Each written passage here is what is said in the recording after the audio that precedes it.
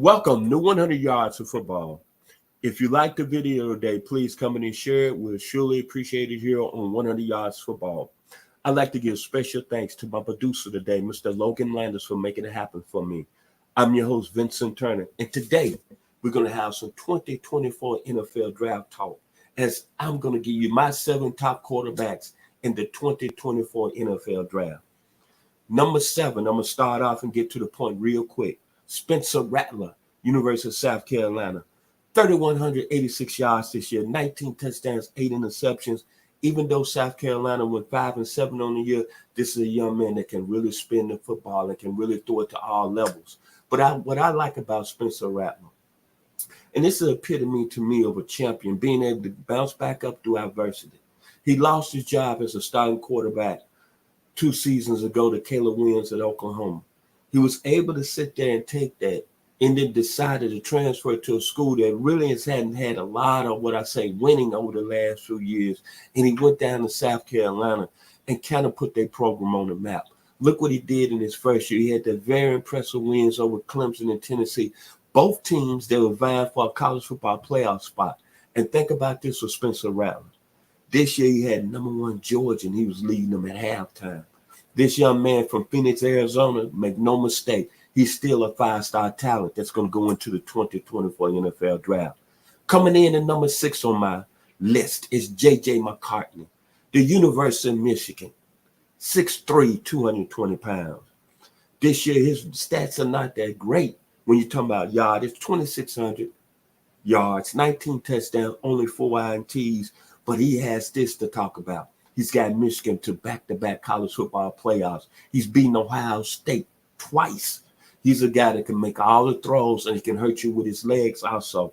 And he's going to be a guy that's going into the college football playoffs. The Michigan Wolverines are going to be a very dangerous football team. And you think about the quarterback position in Michigan. Brian Griese, national champion. Drew Henson, Evers Gerbach, Rick Leach, and a guy that won 7, I think, Super Bowls, 6th-round draft pick in the 2000 NFL draft by the name of Tom Brady. Go Amazing Blue. J.J. McCartney comes in at number 6 on my list. Coming in at number 5 on my list. If there's been a gentleman that surprised me as a football player ever in my 63 years that I got a lot of respect, kudos to, is Bo Nix, the University of, I almost said Auburn, but the University of Oregon. 4,100 yards this year, 40 touchdowns, only 3 interceptions. Bring you a little Joe Theismann to the bank, a little Doug Flutie to the bank, a little Pat Sullivan to the bank, and a little Brian Spike that played with the Cleveland Browns. But what I like about Bo Nix, here's a guy that played at Auburn under a lot of pressure where his father played quarterback, Patrick, in the mid-90s, and a gentleman that took a lot of criticism. He went out to Oregon and it looked like he wasn't going to be able to guy that's going to get over the hump, because last year in his first game in his first season against Oregon, a lot of people don't know this, they got boat rolled by Georgia. But from that game on, he put it together, and now he's a definitely first-round draft pick. I like his game. Kudos to Bo Nix. Coming in at number 4 on my list, Michael Penix Jr., 4,218 yards, 33 touchdowns, 9 Ts, runner up to the 2023 Heisman Trophy. True story. In mid-season, I was talking to a gentleman that's actually my frat brother. I'm a Phi Beta Sigma by trade. And my frat brother's named Carl Simeon. He's from the state of Louisiana, Opelousas. And he told me Michael Penix Jr., when it's all said and done, Vincent, it's going to have one of the most accurate-looking footballs that's going to be in college football this year, throwing the football. And when I watch Michael Penix Jr. play, I only seen him play in the Pac-12 championship game. I saw highlights of him. And, boy, when I talk about a gentleman that's accurate and throws the ball pretty, this gentleman right here is the top of the list in this 2024 NFL draft. My nickname for Michael Penix Jr. is the left-handed Warren Moon. And you think about that school, the University of Washington, you think about Chris Chandler that was under center, Billy Joe Hobart that played on the national championship team in 91 along with Mark Brunell, and Sonny Sixkiller. Well, you know what? Michael Penix Jr. comes in at number 4 on my list. He's going to be the sixth killer of the 2024 NFL draft. Coming in at number 3, down on the bayou, Heisman Trophy winner, had one of the most electrifying seasons any college football player can any have. He's out of California, Mr. Jayden Daniels. Can I present him as our 2023 Heisman Trophy winner? And he comes on in number 3 on my list. The stats are amazing. 3,800 yards passing, 40 touchdowns, 4 INTs, over 1,134 yards rushing, 10 touchdowns. And when I think about Jayden Daniels, the ability to be accurate with the football, the ability to be running with the football, the excitement he brought to the game down in the bayou, it was unbelievable. And if LSU had any type of defense, we'll be talking about not only Jayden Daniels winning the Heisman Trophy, but LSU being in the college football playoffs. And when you think about this young man, he said, who does his game mimic? He said Lamar Jackson. But I'm going to tell you, Eldridge Dick in 1966 with the Tennessee State Tigers. Keep wanting to call them Titans. Randall Cunningham when he came out of ULV. Reggie Collier when he came out of Southern Miss. The ability to throw the football, he's accurate like Willie Totten, who came out of Mississippi Valley State, was running that offense by Archie Cooley and throwing to the greatest football player ever in Jerry Rice.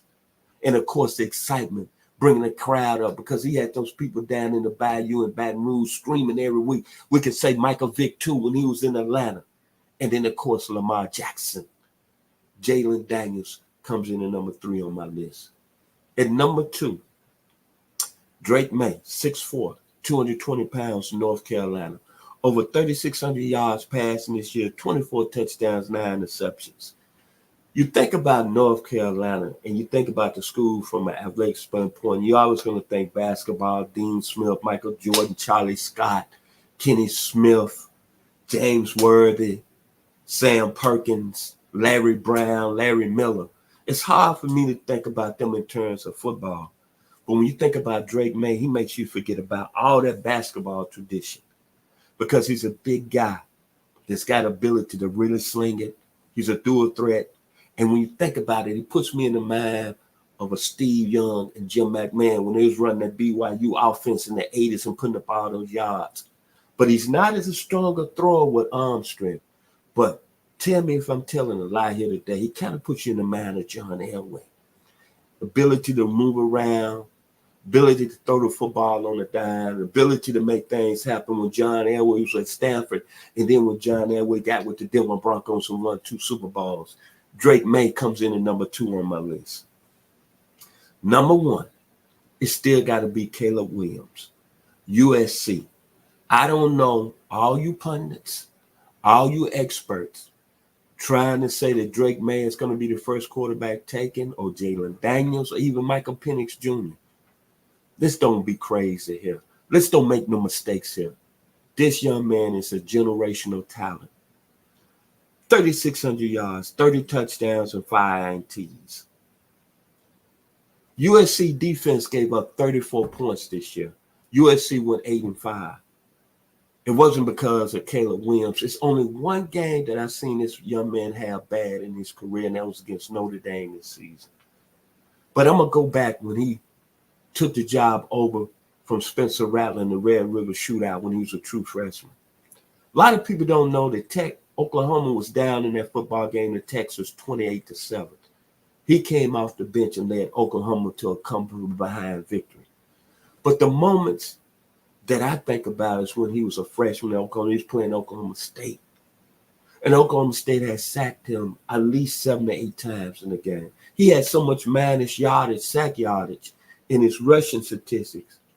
But at the end of that game, he had a 75-yard run. I knew then this young man was special out of Washington, D.C. And then look what he did. He followed his head coach to the University of Southern California. Now, he could have stayed at Oklahoma, but he went out there to USC that's got so many national championships.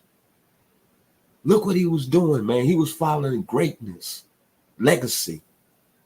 Willie Brown, Mike Garrett, O.J. Simpson, Sam the Bam Cunningham, Richard Batman Wood, Charles the Tree Young, Anthony Davis, Ricky Bell, Charles White, Ronnie Lott, Dennis Smith, Anthony Munoz, Bruce Matthews, Clay Matthews Jr., Matt Leinart, Reggie Bush, Lindale White.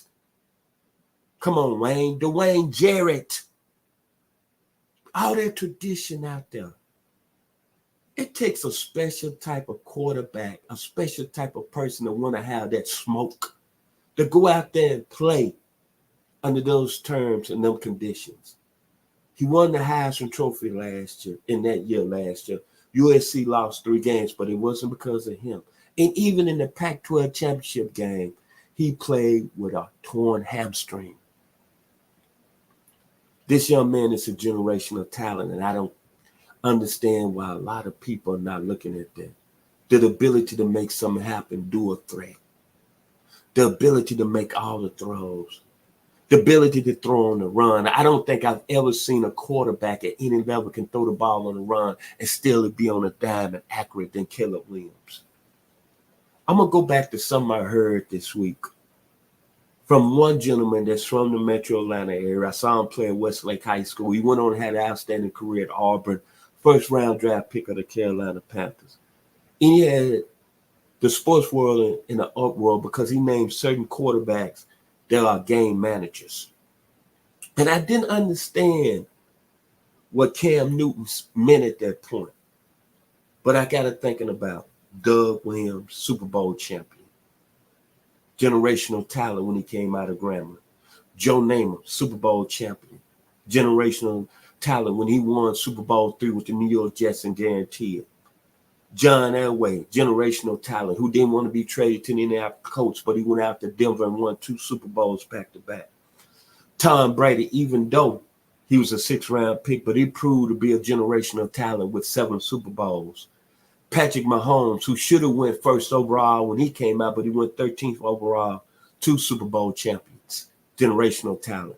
Roger Staubach, who had to wait 7 years in the Navy and eventually got to the Dallas Cowboys and won 2 Super Bowls, generational talent. And then Cam Newton, who took the Carolina Panthers in 2015 to the Super Bowl, was voted league MVP, generational talent. I understand what Cam Newton meant by that. A generational talent does 2 things when he gets to the National Football League. He gets your team to the Super Bowl, and he gets your team on that platform. Caleb Williams, when he gets drafted and hopefully number 1 overall, I don't care if he goes to the Chicago Bears. I don't care if he goes to the Carolina Panthers. I don't care if he goes to a losing organization. He's going to be a guy that's going to be a franchise changer. And he's going to be a guy that's going to be generational, get his team to the Super Bowl. I really believe in that. I don't see these young men being a bust. This young guy has got all the tools that you need to make it as a number 1 overall pick in the National Football League. Think about it. He waited his turn at Oklahoma. He didn't complain. He came in when Oklahoma was down 28-7 in the Red River Shootout as a freshman and led his team back to victory in that football game. He decided to follow his coach Lincoln Riley out at USC under all that pressure, all that scrutiny, and came from 1 game and playing in the college football playoffs and did get the Heisman Trophy that year. This gentleman right here is at another level when we talking about quarterbacks that's going into the National Football League as a generational talent.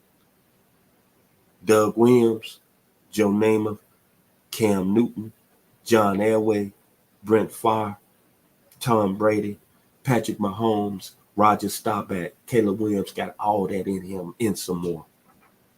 If you like the video today, please comment and share it. We surely appreciate here 100 Yards of Football. Special thanks to my producer, Mr. Logan Landers, for making it happen today for me. To Caleb Williams, in my opinion, Vincent Turner, the number 1 overall pick in the 2024 NFL Draft, all I have to say is, da da da da da da da da da da da da da. Y'all be blessed here on 100 Yards of Football.